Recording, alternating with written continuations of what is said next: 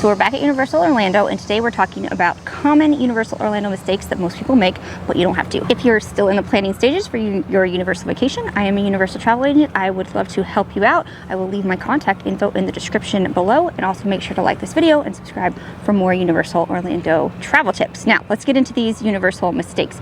Number one is not downloading the park app. So you want to have the app. It's super important. You need it for a lot of dining, a mobile order for dining. You can use it for a map. You have wait times. You can find anything you need to find. So definitely don't make the mistake of not having the Universal app. Two is don't buy the tickets at the park. At the gate. At the gate. It is much cheaper to buy them online. Usually you can get a better deal. There's lots of promos online. And then there's also often long lines at the park.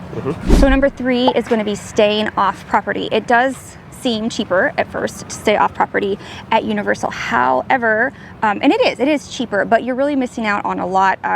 So even the partner hotels that have transportation, it's not running all day. You know, they'll have a shuttle like once or twice a day. And if you drive over here, that's really gonna get pricey to park every time. It's like $26 for just regular parking. So I recommend staying on property just for the perks of early park admission, being able to take the shuttles or the water taxi or the garden walk. There's a lot more perks to staying on property. And honestly, even if you have a lower budget, Endless Summer, Cabana Bay, they're actually pretty affordable. And then number four is you underestimate how far Endless Summer is.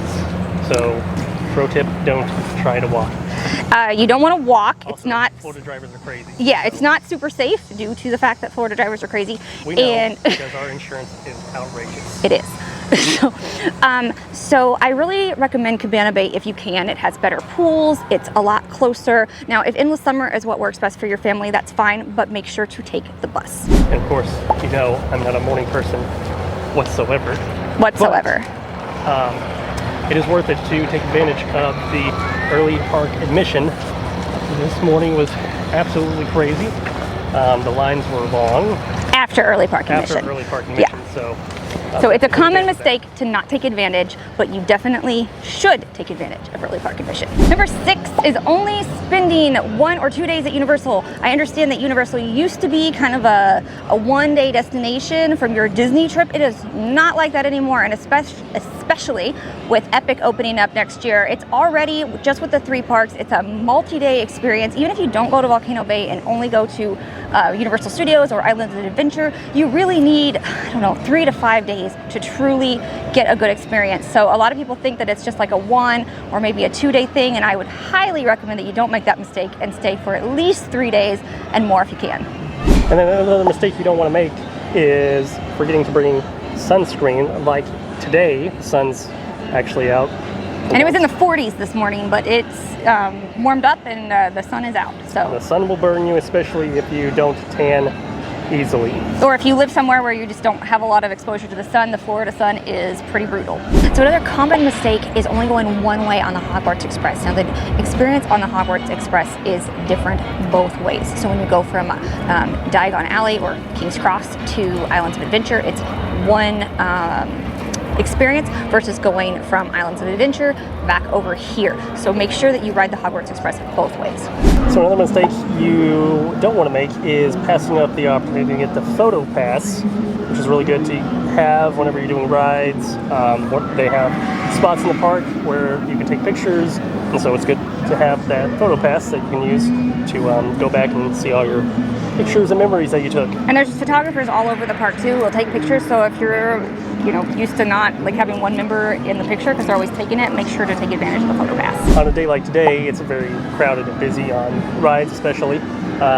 Probably a good idea to get the express pass so you can skip most of those lines, which by the way, you can. You can either buy the express pass or you can stay at a signature resort at Universal that includes express passes, which is usually a better deal.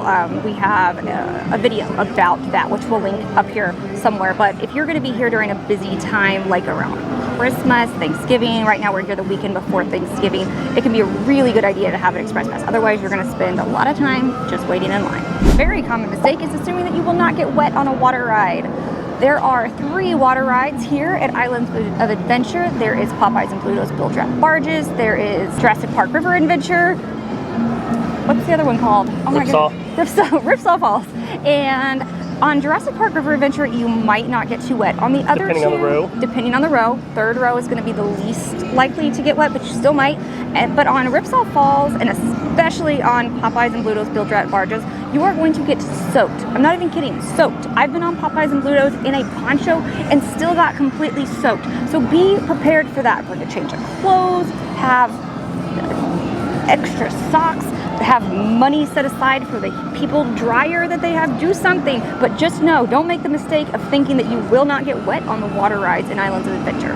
Universal has a lot of really great rides and we really love them, but some of them can cause some severe motion sickness. I'm someone who tends to get sick very, very easily on rides, on boats, on planes, on everything. I don't have it with me now because we're filming today, not riding, but I have a wristband that's kind of like, it uses the same technology as a TENS unit. That really helps me. I will link it in the description below, but if you take Dramamine, if you do Ginger, anything that you do that helps you, be prepared for it, especially on some of the screen rides like The Simpsons or what's some of the other ones? Transformers, Spider-Man. I don't find those to be too bad. Oh, well, they're 3D. Minion Mayhem. Minion Mayhem is pretty bad. And then also the Harry Potter Forbidden Journey. There's a couple of spots on that where I just have to close my eyes because it doesn't matter what I'm doing. So don't make the mistake of not preparing for motion sickness if that's something that you struggle with. Not taking advantage of the child swap areas that the rides have, especially like Velocicoaster.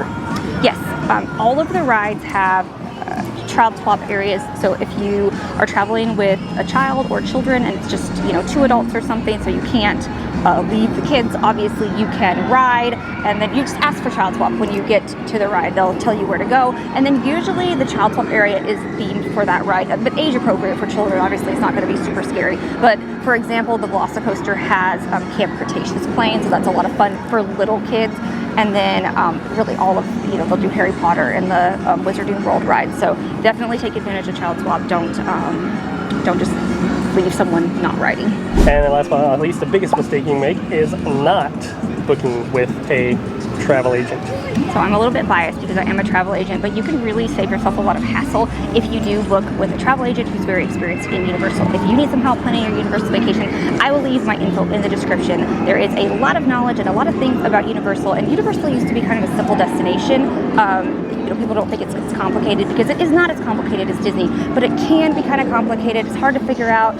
I actually, a lot of times when I'm working with clients, they don't know that they need park-to-park tickets to ride the Hogwarts Express, so it's just the little things like that. And again, if you need any help, I'll leave my info in the description below. If you like this video, be sure to give it a like, please, for the YouTube algorithm. Also subscribe to the channel if you like Universal Orlando content. We do videos, live streams on TikTok, and pro tips videos as well. So be sure to subscribe for that, and we'll see you on the next video.